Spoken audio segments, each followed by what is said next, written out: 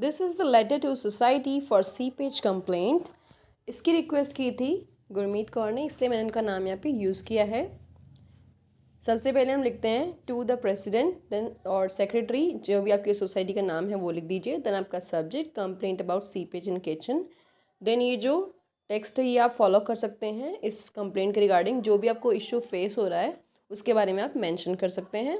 Letter कुछ इस तरह होगा।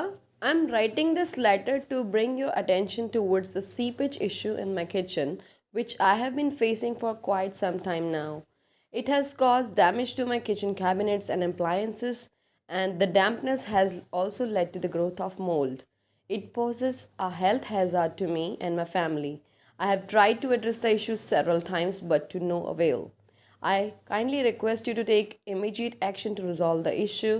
I believe that it is the responsibility of the society to ensure that the apartments are well maintained and free from any seepage problems.